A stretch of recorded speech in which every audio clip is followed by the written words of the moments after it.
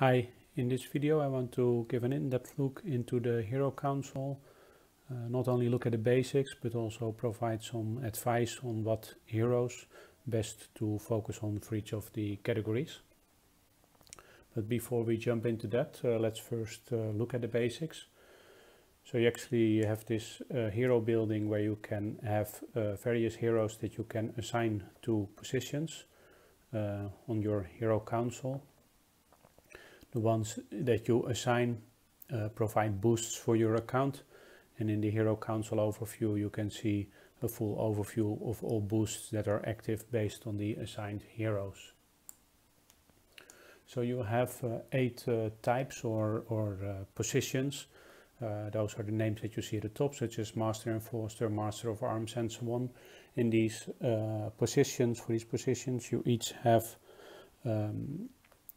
for each grade of hero you have one of them. So you and for some two, but at least one. So you have different possibilities to choose, at least assuming you have unlocked these heroes. So you have these positions and the grades of heroes: green, blue, and purple. If we go to the summoning circle, here you can get your heroes.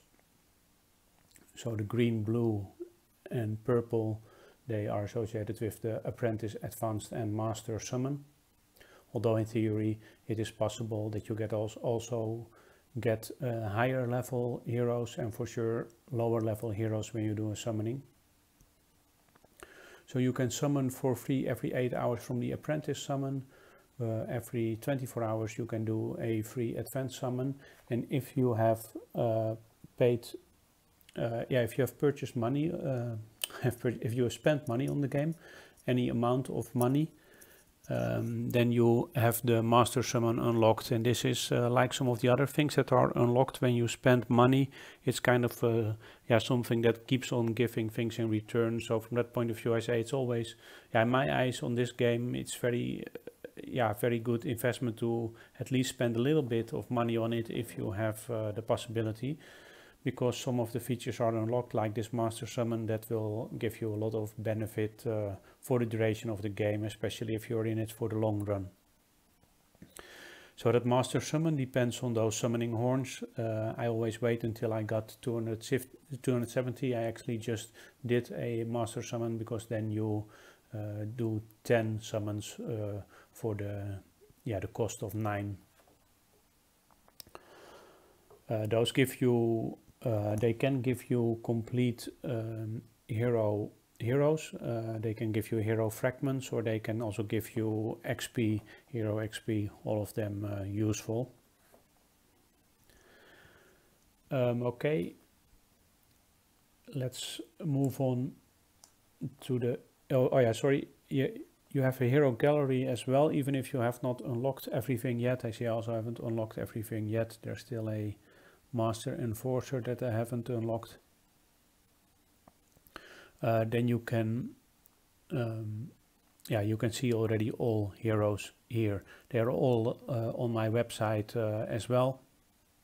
So there you can also have a look at them with all their stats and various overviews for them. Okay, going to the next is the hero roster. This is the place where you can upgrade your heroes. So there are 2 ways of upgrading your heroes. If we look, for example, at this Sir Actor, you can assign XP based on the XP items that you have. I still have quite a few.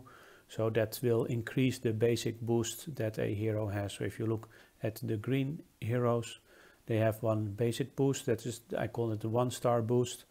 That increases with a higher XP level, and then you have 2 other boosts that are unlocked if you go to 2 stars and 3 stars.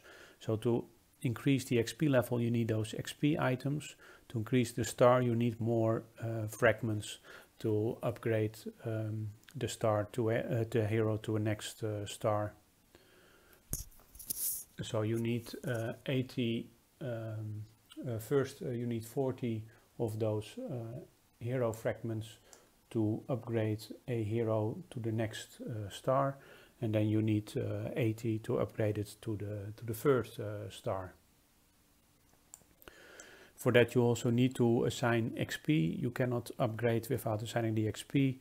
So if you need at least to be at level 10 to go to 2 stars, and at least to level 20 to go to the prowess of 3 stars. So that you can do here for your various heroes. I will get later into this video into some considerations about upgrading your heroes.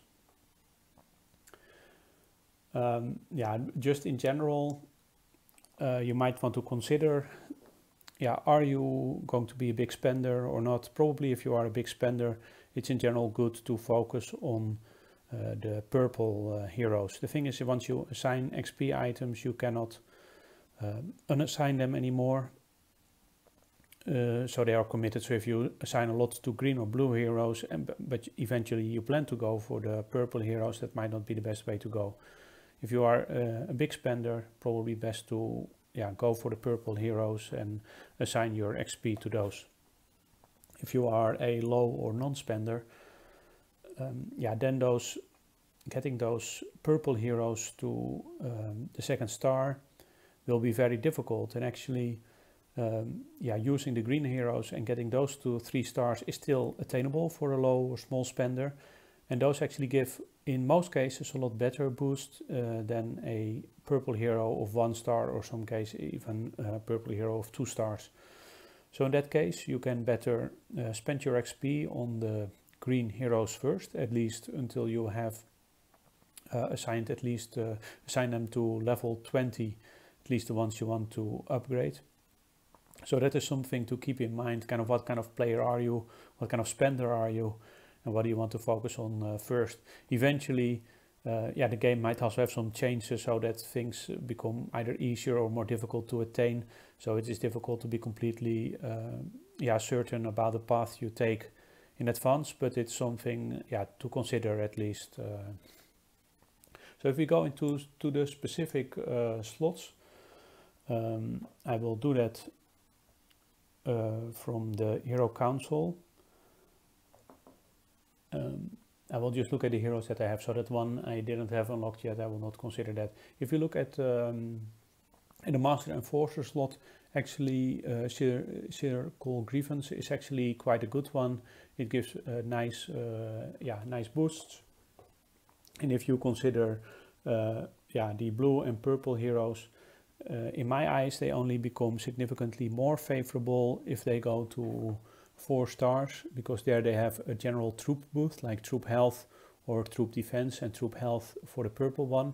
And before that they're also very troop specific, so in my eyes not really worthwhile to go to blue or purple to assign points to that. I've done it in the past, I didn't realize it at that time, but I wouldn't assign a lot of those unless you really plan to go very far, like to 4 or 5 stars. If we look at the Master of Arms, Caradoc is actually a very nice one.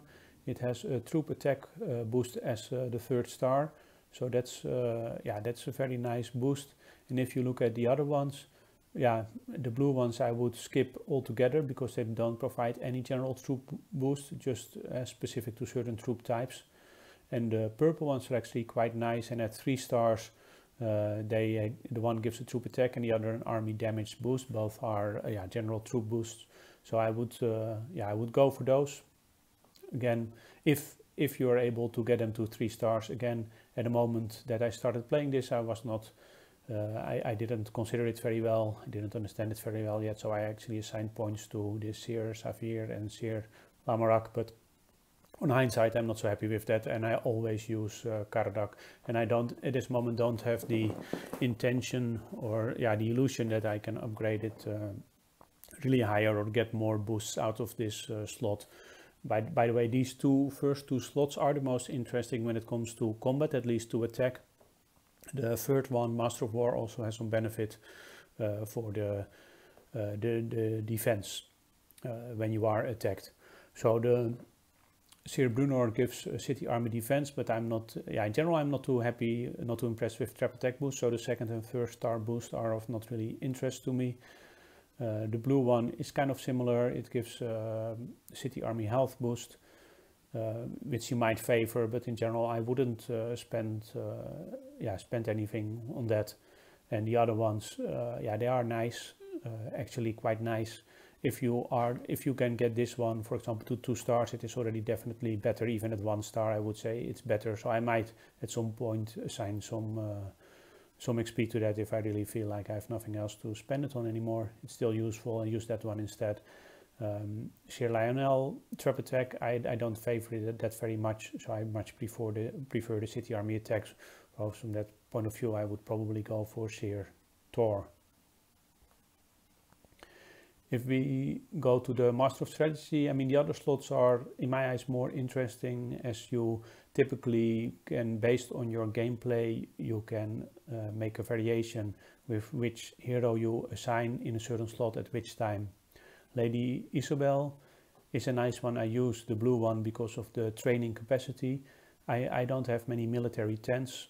I only have 3, and this additional training capacity is definitely nice for me. When you look at the troop training event, the troop training stage of the gold event, so I use that training capacity at that time to be able to start out with a large amount of trained troops at the beginning of the event, so that helps me get closer to the gold, or get a gold faster. For the other ones, trap construction and trap capacity, I'm not that interested in. March capacity is nice, but 4 stars for a blue one is for me out of reach, at least for the moment. For the green one, the Malignant, the reinforcement capacity is a nice boost at 3 stars. Hospital capacity, I don't really like that, because it means I would have to have it active always, and I don't want that. Trap construction capacity also not so interested in, so I mostly did this because I did have the fragments, and I did think that there might be some situations where I like that extra reinforcement capacity amount. Sir Gawain is a nice one, mostly because of the march capacity and the rally capacity, but that is also only at a later stage if you can get it to 4 or 5 stars, so at this moment out of the question for me. So mostly I'm having this Lady Isabel active, and I might in some situations for this category have this Malignant active if I go to war and want to have some reinforcements. For the High Constable, I like the wood gathering and food gathering increase mostly when I'm doing a gathering event, which is active now, the gathering stage of the gold event. In general, I don't really use this one. I haven't upgraded it further than level 20. The wood production and those wood and food gathering, actually I don't use that a lot. I'm mostly focused on silver gathering now, and I'm doing some iron gathering maybe so now and then, mostly silver. So I don't use this as the default, only during the gathering event. Mostly I have Sir Gareth active, which gives a silver production boost. So these boosts are, although they're all in the economy area, they're very different. So here, this is a category where you're also very, it is good to assign to different heroes and switch depending on the situation. Normally by default I have this High Constable Sir Gareth active, which gives me a nice silver production boost. I have quite some silver mines. Silver is an issue for me, although production is quite slow compared to gathering. I still like the additional amount that I can get. Getting it further would definitely be helpful as well, with the iron gathering speed boost, the iron production and so on. Silver gathering speed boost ultimately plus 60% would be great. But yeah, that is for me out of reach with 5 stars. If you are a big spender, I think it's worthwhile to go for it. Getting an extra 60% silver gathering speed boost is great stuff. Sir Pellas, I haven't spent anything on that. Iron production might be nice, but I would favor silver production anyway. You can only have 1 active. And for the rest, iron gathering speed boost. I would probably prefer to go for Sir Gareth anyway, so I haven't spent anything on Sir Pellas. Even if I would have money, I would probably not do that. If we look at the Keeper of the Seal, currently I have the Elaine the White active because of the resource gathering speed boost. I actually have that active most of the time. It's nice to have that extra resource gathering speed boost, especially it's only 8.5%, but it's for all your resources, so it's just a nice little bit extra.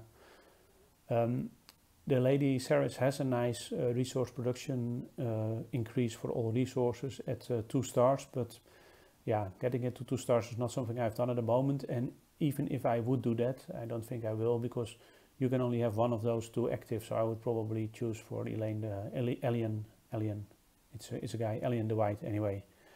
Then the green one, Sir Dinadan, I don't have this active as my default, but I do like it because of 2 specific situations.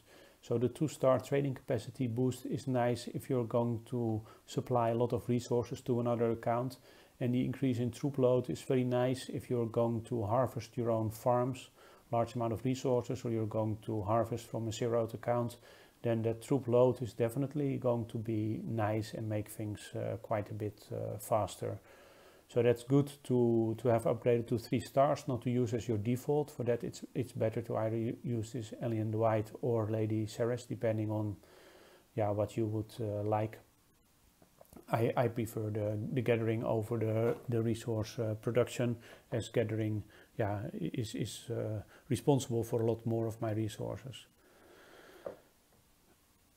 What is probably one of my favorite heroes besides the combat ones is Sir Geharis. That's the only blue hero I have upgraded to 2 stars. But the Lord Stamina recovery it gives of plus 11% is just great stuff. It means I can kill more monsters, do more barbarian rallies each day. And that's just giving me a lot of extra goodies, so I really like that one. When I started playing, I first assigned to this one, then I started to assign to LOS, because that also has the research speed boost that this one has. So I also really like the research speed boost. On hindsight, I'm not sure whether I should really have done it like this. I'm not too sure. It's a tough choice. Either go FCR Geharis Som and just for the 2-star, or go full out for Sir Geharis and forget about LOS. At least what I've done to go until 30 for Sir Geharis is not good. But that was my limited understanding at that time. You can better just do enough to go to 2 stars and then spend the rest on LOS, or just go full out on Sir Geharis. Lady Rona is, I use that only when I do some construction, then I switch to Lady Rona, the 3 stars construction speed benefit. Healing speed, I guess, is also useful if you have to heal a lot of troops, although the resources might be more of an issue, but it's still a nice trap construction speed. I don't care for. Morgause is not, I mean, with Morgause and Hallowes, actually they have a troop training speed boost that is very nice. So if you are a big spender, I would probably go for Hallowes, because it has a 66% troop training speed boost. But for me, that is not within reach, so I disregard those, at least that Morgause and the Hallowes. I probably also never will get further than 1 star. And the 2 star, I mean, the annoying thing is that the 2 star benefit, trap construction speed, is quite useless in my eyes, because I'm not training traps full time. I'm only training enough traps to get the daily reward points each day, and having trap construction speed boost is quite useless in my eyes. But I have this here Geharis active in this category by default, and that's a very good one. So the last category, the High Steward. This is a category where you can also easily make a mistake, like what I did. I spent points on XP points on Isolde the Fair, which is in my eyes quite useless, because I'm never going to get further than 2 stars. And actually the benefit I get from Isolde the Fair, the construction food requirement, was quite easy to achieve with Sir Ector. So it's a bit of a waste on hindsight. I haven't upgraded it very far, so not a huge waste. But Sir Ector is actually very nice, especially early on when the requirements are not so high yet. This really gives a huge reduction in resource requirements for research and construction. So definitely go for that one, get it to 3 stars. I'm not going to use the Sir Avalon either, because only at a higher level does it become more interesting. So as you can see, I've upgraded all these here green heroes to 3 stars already. I got quite some of those fragments just by normal gameplay. In the Merlin trials, I also got quite a lot of rewards, hero fragments. So definitely good to play that as well. That's going to be be useful to get some of those fragments. Besides that, there are other ways to get fragments. What used to be better than it is now in my eyes is the Alchemist Corner, where you can get fragments, especially exchanging some your Crucible, exchanging some at that time I did that, exchange some higher level fragment. Say okay, you get 40 for 1 purple, then you can buy 2 green ones for that. As you can see, the exchange rate is very poor, so this is not so favorable. I used to do that at that time. I think they also changed the rates here. But what is more favorable these days is to use a different shop or a different way to get there, which is a new spirit altar. Here you can exchange your the fragments you don't need anymore. You can actually exchange them here, and here in my eyes you really get quite a lot, like 3,750 coins. You get quite a lot from your excess hero fragments that you're no longer going to use. And the nice thing is also that in this shop you can spend it in quite some different ways. One of the ways to spend it on is also for hero. They're currently not in the store, but if you ask, you can get some hero fragments, and this sealed, you can choose one and you can get another one. So that is for 750, while you get 3,750, so you definitely get more back. Like 5 if you exchange an epic hero fragment here, you get 3,750, so you can exchange it for 5 of those sealed regular hero fragments. So that gives you back 5 instead of 2. So this is definitely the better way to go to get your hero fragments. You also get quite a lot during normal gameplay with these, or normal gameplay, I mean by just using your summonings all the time. So that also got me quite some. So that should help you get those two, and those two 3 stars. Okay, that was it. I hope this has been helpful, and I hope you can make use of this information to make better use of the heroes in King of Avalon. If you have any questions or suggestions in this area, please feel free to share. And as always, I still need some subscribers for my YouTube channel. So if you like my videos and you haven't subscribed yet, please subscribe. Hey, thanks for watching.